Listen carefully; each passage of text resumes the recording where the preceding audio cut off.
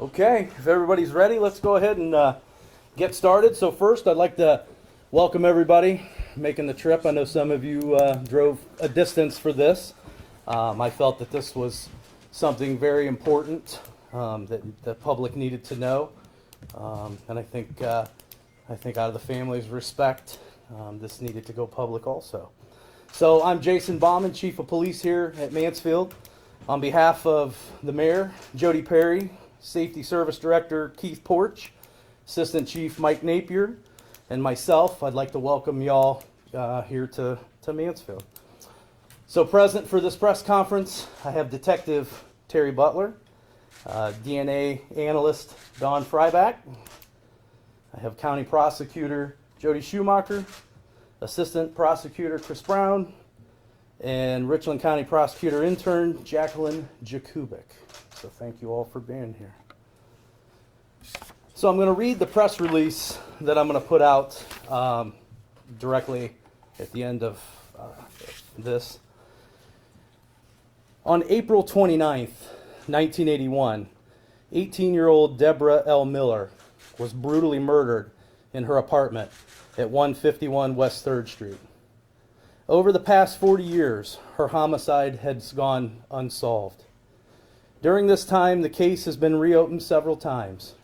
One individual continued to draw investigators' attention, but not enough evidence could ever be provided to sustain an indictment. In 2021, Detective Terry Butler re-examined the case after a discussion he had with a retired MPD Lieutenant Dale Fortney. He and DNA analyst Don Fryback reopened the case and started completely over. They examined the case as if it had happened yesterday through an entirely new lens. Their findings were staggering. With the continual progress in DNA technology and some innovative techniques, a firm DNA profile began to show itself on numerous pieces of evidence. This DNA profile was linked to the suspect. After further investigation, it was determined the profile belonged to an individual named James Vaness.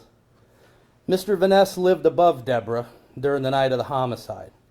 He had been questioned during the initial investigation, but was never identified as a suspect. Detective Butler contacted Mr. Vaness at his residence in Canton, Ohio in November of 2021. This would be the first of 2 interviews throughout this investigation. In the initial interview, Detective Butler felt that Mr. Vaness was trying to create an alibi by justifying his DNA being present in the apartment, even though Detective Butler had never breached that topic. Mr. Vaness also admitted to lying to investigators during his first interview in 1981. Mr. Vaness ended the second interview in 2024 before it could even begin. He stated he felt like Detective Butler was building the case against him, and he refused to speak and requested an attorney. Several weeks after their last discussion, Mr. Vaness sold his residence, purchased a pickup truck and an enclosed trailer, and fled to West Virginia. During his abrupt departure, Mr. Vaness left several firearms in his residence in Canton. During his travels, he was stopped by West Virginia authorities and found to have 2 firearms on his person. He was arrested on state charges and incarcerated. ATF agents then took over that case, and he was later indicted on federal gun charges. Mr. Vaness had posted bond on his state charges and was relocated in Canton. U.S. Marshals and Canton SWAT attempted to serve this indictment at a hotel located in the 6800 block of Sunset Strip Avenue, Northwest Canton, Ohio, on November 18th. It is our understanding that when confronted by marshals and the Canton Regional SWAT team, Mr. Vaness pointed a gun at them and barricaded himself inside that hotel room. After a short shootout, one Canton SWAT member was shot in the arm, and Mr. Vaness was fatally shot. The DNA evidence collected from multiple items, when analyzed alongside the findings in Detective Butler's investigation, establishes proof beyond a reasonable doubt that James Vaness committed the murder of Deborah Miller on April 29th, 1981. Because of this, we now consider this case closed. This is a sad and tragic case. Although the closing of this case does not bring Deborah back, it does not replace the last 43 years that this family has had to endure. We hope that this closing brings some closure to them finally. At this point now, I will open the floor for questions. Chief, can you talk a little bit about the DNA? What was the source of the DNA that was analyzed? Mm-hmm. This is where the DNA analyst comes into play. You could speak from there if you like. Okay. I need her at the microphone, please. Oh, gotcha. Please. I'll step aside. I'm sorry. There were over 80 different analyses that I performed in this case that spanned over the course of a couple years in multiple rounds of testing. And a lot of the DNA profiles that came back to match Mr. Van Est were mixed with Debbie Miller's DNA and were present on some of the items directly related to the homicide. She was brutally beaten. There were stains located around her body, as well as some of the items she was beaten with. Detective, do you have any idea why, since he lived above her back in '81, he was questioned? Why was he not a suspect, identified as a suspect? You remember? Don't remember, but as you look back at the prior investigation, why they didn't look at him as a possible suspect? I can't answer that. And I was 10 years old when this happened. So when he was arrested with firearms, the reason why it was illegal for him to have them, these illegal guns, was he under? so his record, he had extensive criminal history that would prohibit him from possessing a firearm. Now, there was a fingerprint found back in 2017 to the FBI database, and that's the most recent story I found. But at that time, it said that fingerprint was to a man who was deceased. Is that somebody different from who this was then? Yes, that fingerprint was not James Vaness. It was on the door. Jody, based upon what the detective in the investigation, do you feel like you could have indicted or sought an indictment based on this evidence? Because the chief just said, kind of without a doubt here, this guy is the guy. So Detective Butler, Mansfield Police Department, was working hand in hand with my prosecution team. And as they were going back and forth, we were ultimately there in late fall of 2024. We were to the point where we were reviewing the available evidence, the necessary witnesses that would need to testify to those key items, making sure they were still available as we were preparing to go to grand jury when November 18th had happened. So you were preparing to go to to take a case to the grand jury? That was the next step, yes, sir. How difficult is it when it being so many years and people passing to put on a case like this? Well, what you're recognizing is that it could have been fatal, and that fatal to the case. So that's what we were ensuring prior to proceeding to grand jury was, in fact, the witnesses that were necessary to essentially link up those key elements or testify or get over any of those hearsay type objections would have all been available to testify here locally. Detective, over the years, there have been questions on was the murder of Deborah tied to any other murders in the area? Is there any reason to believe this was the only murder Mr. Vaness did? I can't speak to that. I don't know. With the other unsolved that we have in the city, I mean, I know that it was around the same time frame, but I can't speak any further on that. When people hear about this and they see this story at home, what should they take away from it? When they rephrase that again? When they hear about this story, what should the takeaway be from it? We don't give up. We keep digging. We're going to keep the investigation going. The case is never closed. It may be cold, but we still look at it. I mean, and this is an example of it. I mean, my great uncle was the first officer, one of the first officers on the scene of this homicide in '81. Like I said, I was 10 years old.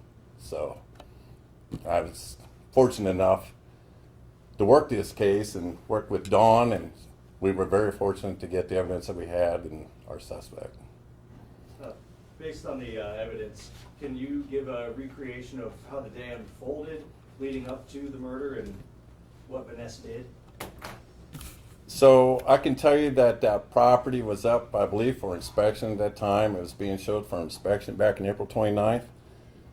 During inspection, I know that the door was ajar to her apartment. One of the persons there that was doing the inspection of the building stepped inside, and it was a very bad scene. The 40 disturbed, and they contacted us.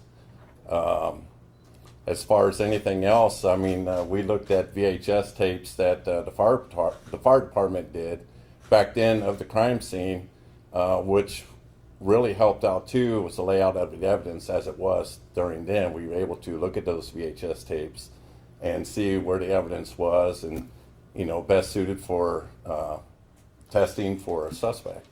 I understand Deborah Miller worked at the coffee shop, Mr. T. Mr. T's, yes. Was there any prior relationship between her and Miss Vanessa? I'm sorry, I don't know. Not that I'm aware of, no. So no relationship, any motivation on what prompted him to do this? I think we want to talk about, what did we get any? Well, I can tell you what's unique about this case and how this was handled a little differently than previous cases. This had been reopened 2 or 3 times over that 43 years. So this particular time, I know talking to Dawn and Terry, that this time when they sat down, they didn't really dig into any of the past. They looked strictly at the evidence. With DNA technology moving forward as it does, they took a total different approach. So when I say looked at this through a different lens, that's what I mean. Dawn sat down, laid out each piece of evidence collected. I can say back in 1981, the evidence collection we thought would have been poor at best was amazing. The evidence that they collected and how they preserved it all these years was amazing, and that's a big testament to why we are where we are today. Dawn took that evidence without any outside bias, previous cases, previous openings, and just focused on the evidence, which that's how we are certain that Mr. Vaness was the murderer. And that's why we were working towards that indictment of him in the end before he took his own fate into his own hands. So we didn't dig so much into the past of the case. Wasn't so much important to the investigation because our focus was merely on the evidence. What stuck out to you in the evidence? Chris could talk to some of his Hop up here, Chris. I want to give everybody the spotlight. Appreciate that, Chief. Yeah, so going back to what the Chief was talking about, in 1981 they were really focused on the blood types. It was a very bloody crime scene, as you heard from Detective Butler, and they were looking at who had B blood, A-type blood. When Dawn was looking at this, it was much more focused on DNA. So we actually met with someone who was a former serology expert. Serology is study of fluids, including blood, from the FBI. And over these 43 years, what I learned is that the FBI no longer even trains people on serology. In fact, the person that we spoke with from the FBI is the last person currently employed by the FBI to still know about serology, to still be trained in it. So when it comes back to the DNA, we were looking at things that the victim was bound up in. We were looking at bodily fluids, including the blood that was found there. We also talked about what we perceived to be murder weapons, which in this case were pots, pans, and oven grates. And so some of that DNA was collected from there. And one of the things with Dawn's help, you heard Detective Butler talk about a layout based on those VHS tapes. We were able to pinpoint around the room where other suspects, as well as where Debbie's DNA was found, and then where James Van Ness' DNA was found. And when we were able to pinpoint that around her apartment, the picture of his culpability became very clear. What was collected besides blood in terms of DNA? So I think, and Dawn could probably better speak to this, but when she's looking at DNA, it's very difficult to figure out what kind of source that's coming from. Is it touch DNA? Is it saliva? Is it a sexual fluid, or is it blood? So when she's looking at it, after all these years, unless she were able to collect it from the source, it'd be very difficult for her to tell. And she could probably speak to more detail, but my understanding from talking with Dawn is it's very difficult to tell, is the swab that she's getting from saliva, semen, blood, etc. Don, can you talk about the fact that, okay, so DNA's been around since the 90s, so why, it's taken a long time, but there's something more specific here. I think talking about the scene and about the amount of blood at the scene, that was crucial in the DNA profiles that have been obtained over the years have been mostly profiles that are going to be attributed to the victim in the case due to the amount of blood that was on a majority of the items of evidence. One of the techniques, and we have done testing, like Chris said, at the FBI did blood typing. We have also done various rounds of DNA testing here at the Mansfield Division of Police in the crime lab. And we utilized this time, as well as previously, a technique called YSTR typing. Our traditional type of DNA testing that we do is STR testing, which is based on your autosomal chromosomes, but the Y-specific DNA test is extremely helpful in cases where you have a lot of female DNA. So YSTR testing was very beneficial in this case. And also when doing an inventory of the evidence, I was able to, as I was sorting through different items, it was important for me to see what had been tested previously. We talked about the packaging of the items of evidence where actually everything was packaged very well and was minimally handled. But there were also other items of evidence that had never been tested, and I could visually see some staining on those. So those were items that I also wanted to test, just because there was a good amount of sample that was still remaining on those items. When did you match Van Est? I mean, you knew what hers was, but how did you know, okay, this is this guy? Very early on prior to me working with the Mansfield Division of Police, we had a private laboratory work on some DNA extracts that we had generated, and some YSTR profiles were obtained. So when I started my analysis, one of the first things I wanted to do was work up DNA standards or profiles from all of the individuals that had been collected at that time. And due to the age of the case, sometimes we didn't know necessarily the relevance of these individuals, just that samples had been collected. And 40 years ago, they typically took blood samples, which were tested by the FBI and were no longer usable, but they also collected hair samples because 40 years ago, hair comparisons were routinely done. And I went through and determined which samples we had, hair samples of individuals, and those microscope slides that were preserved is what I was able to generate DNA profiles from for all of the individuals. And at that point, right away we saw some DNA matches with Mr. Van Est. So it was very much at the beginning, but then as more and more items were tested, that same profile kept showing up. When you interviewed Van Est, your first interview with him was in Canton? Yes. Can you recollect for us or describe that interview process, things you asked, things he answered? I mean, what did you confront him with in terms of evidence? Okay, so when I approached him as I just looking at the case. I didn't bring out any DNA or anything like that. He started rehashing stuff just like it was yesterday. Mind you, it was 40-some years ago. And, he gave a story that there was a homeless guy that was trying to break into her apartment and that he had ran this guy off. He had told Debbie about it, and she was appreciative of it. Early morning of April 29th, he's coming back from a bar. He's saying that she invited him in. They had consensual sex, and then he said he got sick and left. Well, I assume then he's talking about the consensual sex part because DNA. It's got to be, because he, like I said, he rehashed it like it was yesterday.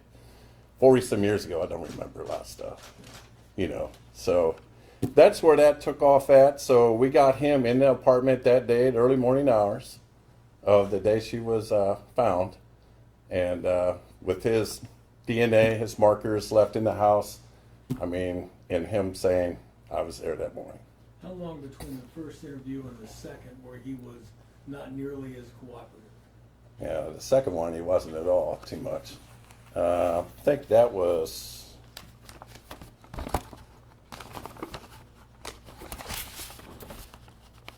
so that was June 4th. We went back, talked to him. Talking with the prosecutor's office, they wanted us to hit him with some DNA questions. And before I could even ask anything, it was over and done with, so. Can you remind us when- Detective, real quick, you said June 4th for the second interview. When was the first interview? The first interview was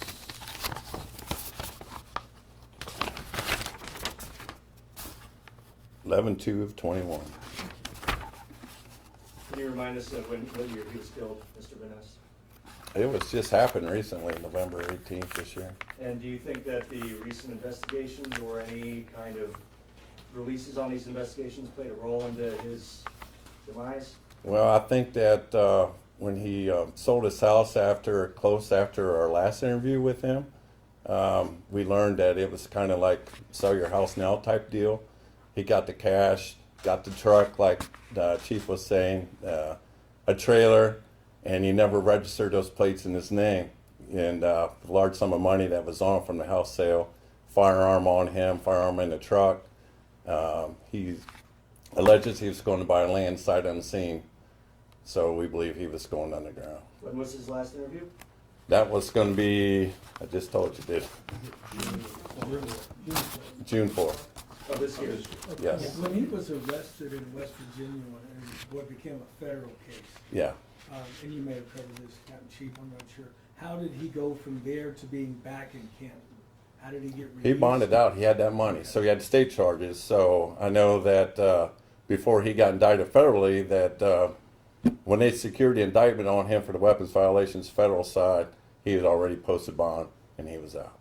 Do you believe that Mr. Vaness maybe felt that he was comfortable after all this time and that he could start to make these kinds of moves again, or?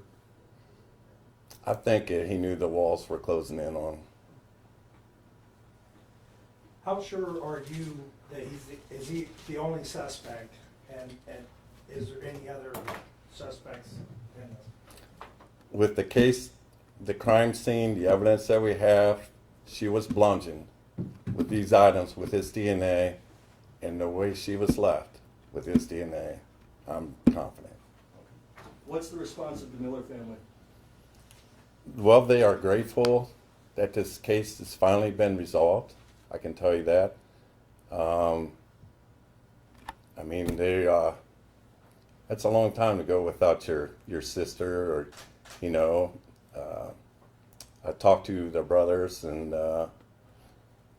they're very grateful. Yeah. Coming back to motive, were there signs of sexual assault? Do you believe this was sexually motivated? We didn't get that far into it. Obviously, it's a possibility, but we weren't able to. I guess I wanted to get in.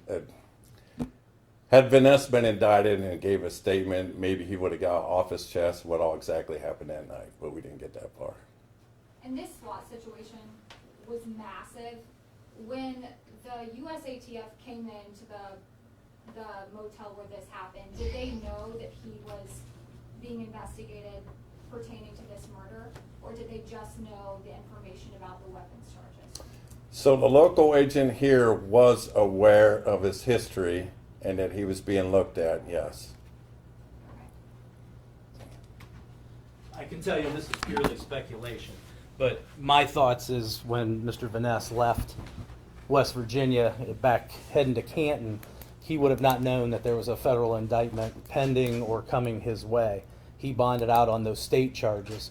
So my gut feeling says that day when the troops showed up in Canton that he thought they were there for him for the Debbie Miller case, not for a federal gun charge case out of a car stop a month and a half earlier. Chief, can you talk about having the forensic capabilities in-house to be able to get all this evidence processed? Well, I can tell you, even I think most of our own officers don't understand how lucky we are here at MPD to have the crime lab that we have. This is not common in every police department in the country. We're one of how many in the state? 10, 12? Sure. I'm throwing that out. So to have this resource in-house is unheard of, and it allows us these opportunities in cases like this. Chief, there's gotta be some satisfaction that the mystery is solved, but is there some dissatisfaction that he won't be brought to justice, per se? Well, I think, of course, as law enforcement officers, you always want to see the handcuffs on the bad guy. I mean, that's what we do for a living. You know, so there is that piece, but, you know, I can tell you, seeing the family with a little bit of relief and closure certainly supersedes, you know, our likes. Jody, how tough would this case have been to prosecute? I think when people think about famous DNA murder trials, obviously your mind flips back to O.J. Simpson, the DNA evidence there and the way that was attacked by the defense attorneys. How tough would this case have been to prosecute based on DNA evidence? It would have been a circumstantial case based on the evidence, the physical evidence that we had, but I think that's becoming more and more common anymore. Just look at our recent convictions in our homicide trials. They're all pretty similar in that sense that they are evidence-based and cumulative of all the evidence. Do you know how many man hours went into this till you solved it? 3 years times 8 hours a day? I don't know. I mean, this is something that, I mean, obviously I got more caseload. It was something where I had some, you know, available time, and I reserved some time to go through this case, you know, as much as I could. Not as much as I wanted to, but it's just, you know, just the way it works. Why this case, Jerry? Why did you pick this case out of a So myriad of unsolved so like the cases? chief said, it was Lieutenant Fortney approached me on that. This is one case that he felt just needed that one little piece for it solved, you know. And so that's, I came back to that information. I contacted my lieutenant. Lieutenant, they gave me the case and opened it up from there. And with Dawn, we sat down and went through it, and that's where we're at today. I know also per our CALIA standards, our accreditation standards, every 5 years we're required to go back through and review all unsolved homicide cases. So every case is looked at periodically anyways, because as you see, as technology changes, you know, techniques change, you just need that one break. You know, that's the flip side to these things. I know that there are several other cold cases. You know, I would like to close those cases for those families. You know, we had 2 years ago, we had the most homicides Mansfield has ever seen. You know, that's very taxing on the 5 detectives in our major crimes division.